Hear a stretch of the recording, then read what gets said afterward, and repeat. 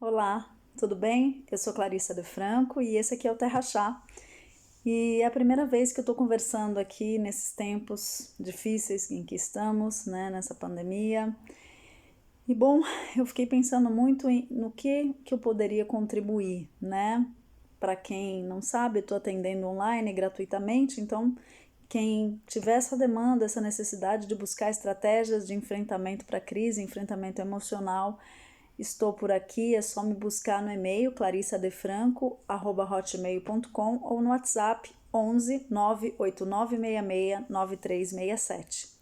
Bom, a minha conversa de hoje é sobre o luto, o enfrentamento do luto nesse momento que é tão excepcional, né? Um momento que não corre no fluxo que a gente considera normal, né? E a gente tem visto situações bastante alarmantes em termos de luto e de morte, né? Pessoas, familiares que não podem se despedir, né? Dos seus entes queridos, enfim, de seus amigos e amigas. Tem uma situação que é o risco maior ainda de contágio, então as pessoas permanecem em distanciamento. Outras mortes que são reconhecidas por uma vigilância passando na casa das pessoas e simplesmente pessoas estão mortas nas casas. Essa semana eu li sobre uma mulher que faleceu, ela nem era idosa, né? Ela era enfermeira, mas ela faleceu em casa com a filhinha de 4 anos, ficou mais ou menos 12 horas ali, e a filha de 4 anos do lado, sozinha, sem saber o que fazer. Tem algumas iniciativas, como na Itália, a gente viu que estão levando tablets, né, para os hospitais, para as pessoas que já estão em situação muito grave, né, se despedirem, terem essa oportunidade de se despedir. E, enfim, uma iniciativa muito interessante, né, muito válida, muito rica, né, nesse momento. Eu acho que se a gente pensar na morte, o que é a morte, né? O que é a morte? Por que a morte ela tem um significado tão importante? Para nós, como espécie, como humanidade, não é só para as pessoas que perdem, né? Por que a gente fica marcando o dia a dia, a quantidade de mortos e mortas? Bom, desde muito tempo, desde que a humanidade começou a se reconhecer como humanidade, ou seja, começou a estruturar códigos de valores, né, linguagem, começou a se entender como espécie, a morte, ela fez parte desse momento inicial, dessa semente de reconhecimento nosso como espécie. Então, é, uma das marcas, né, e aí eu tô falando de períodos muito anteriores à nossa era histórica, né, com linguagem, com tudo isso, eu tô falando de momentos em que a gente tinha uma comunicação ainda de arte rupestre, né, pensando no Neolítico. A morte ela tinha ela tinha um sentido de demarcação até do desenvolvimento das civilizações, né? A casa do morto ou da morta, né, da pessoa morta, representava uma série de processos culturais, históricos, sociais, simbólicos, né? De como as pessoas representavam a vida. Então, embalsamentos, gente que deixava objetos pessoais, bota, né, junto do lugar do morto, esse espaço resguardado, que às vezes era feito assim, simplesmente um buraco, assim, a pessoa ficava, às vezes em cima dos locais de enterramento, muitas vezes haviam rituais de sacrifícios. Esses locais eram pintados, né? Antes a gente tinha aí aquela tinta vermelha, né? Aquela bem comum nas artes rupestres, com artes específicas. E até hoje a gente vai nos cemitérios, né? Quer dizer, são artes assim que a gente fica ali vendo, tem ruas, né?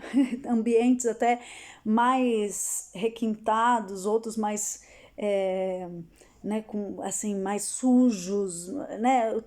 A gente vê uma reprodução da vida no momento da morte, né? E a morte ela tem esse símbolo, até na mitologia, por exemplo, grega, né? E eu tô falando da clássica mesmo, tinha essa perspectiva de que se você não faz adequadamente os seus rituais fúnebres, você não pode fazer a passagem, né? Você não pode adentrar, por exemplo, o reino de Hades, que é o reino das pessoas mortas, né? Só que você fica no limbo, porque você não pode voltar para o mundo das pessoas vivas, nem adentrar o mundo das pessoas mortas. Então você fica num limbo que é espiritualmente algo perturbador, né? Vivencialmente algo perturbador. E se a gente pensar nessas imagens, né? Todo, por exemplo, a morte sendo sempre muito resguardada, né? Os portões, tem os portões da morte, né? A gente tem os cães, né? Anubis protegendo, né? Essa margem entre a vida e a morte. Você tem todo um processo de embalsamento, tem todos os rituais de vários tipos, né? Cremação, enterramento. Você tem símbolos, né? Muito típicos de cada cultura ligados à morte, né? Ao momento da morte, né? E sempre essa representação da morte como uma transição, uma passagem, uma viagem, né? Essa perspectiva de que vida e morte estão num contínuo, né?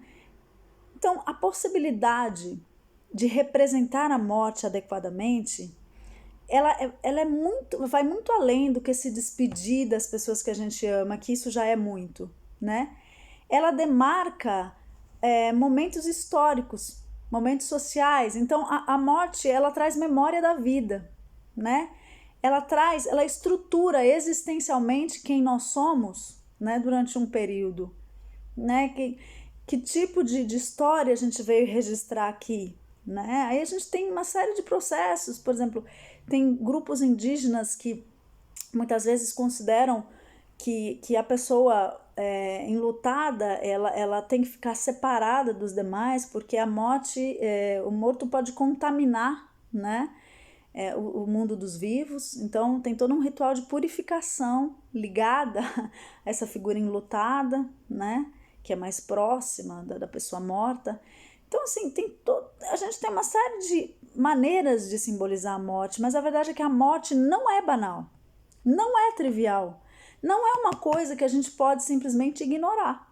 E aí a gente está falando aqui hoje, 27 de março, a gente tem as 78 mortes até esse momento, né, aqui no Brasil, mas a gente está no planeta Terra, né? Não é só as mortes do Brasil por Covid que eu estou mencionando aqui. Eu estou mencionando aqui esse recente número assustador de mortes, né? Assustador de mortes que tem acontecido, né? Só na Itália, mais de 8 mil, né? Você vai juntando Itália com Espanha, com Estados Unidos, com todo mundo. É um número assustador, sim. É assustador, sim. E deve ser assustador. De novo, a morte não é banal e não é para ser banal. A morte, ela nos lembra da biografia, ela nos lembra do contexto social, do período histórico, das vivências, dos aprendizados, daquilo que produzimos, daquilo que criamos. A morte, ela é uma testemunha da vida. Ela é uma aliada da vida. Ela nos demonstra, né, todo esse processo que a gente foi avançando. Uma morte do século XIX não é a mesma de uma morte do século XX, não é a mesma de uma morte do século XXI. Uma morte num contexto de pandemia não é a mesma que num contexto, né, X, que a pessoa morre na sua casa, enfim, dormindo. Também não é o mesmo que um contexto de guerra, também não é o mesmo que uma época em que não se tinham antibióticos, ou seja, a morte conta sobre a nossa civilização, sobre o estágio de desenvolvimento humano, sobre o estágio de desenvolvimento espiritual, sobre quem somos, o que construímos. Por isso, gente, nesse momento, depois de falar tanto, eu chamo a vocês coletivamente para elaborarmos estratégias sobre como lidar com a morte nesse momento, né, de um desafio tão grande que o Covid nos traz, né?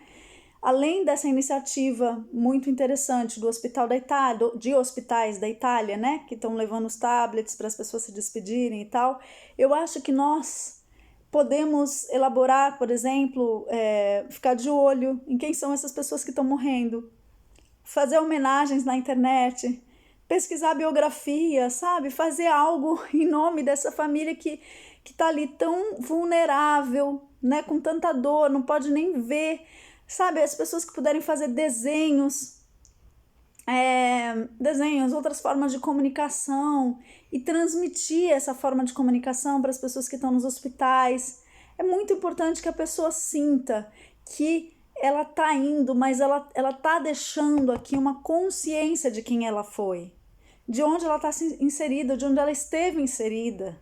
É muito importante a pessoa não sentir que ela está indo como uma indigente, né? Na nossa sociedade tem isso, a gente entende que quem não é enterrado adequadamente, quem não tem os rituais fúnebres adequados, são indigentes, né? Mesmo tirando toda a questão espiritual religiosa que né, algumas pessoas têm crenças, outras não têm, enfim, a gente sente isso socialmente, que a falta de um ritual fúnebre adequado, ele traz um aspecto de que a pessoa não teve importância na vida, de que ele é uma pessoa, é um nada, né? Sem inscrição social, sem uma biografia com importância coletiva. E não é verdade. Todas as vidas importam e por isso todas as mortes importam.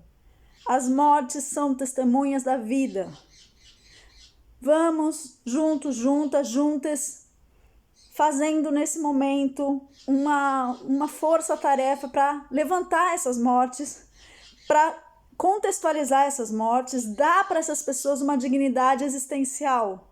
Chamo vocês, meus amigos e amigas, para me ajudarem nessa tarefa. Eu estou começando a buscar, fazer um levantamento e gostaria de poder trazer para essas famílias um retorno, um conforto biográfico mesmo, de que elas existiram, fazem sentido na inscrição social, ainda que deixaram de existir, elas têm uma existência na inscrição social. Bom, é isso.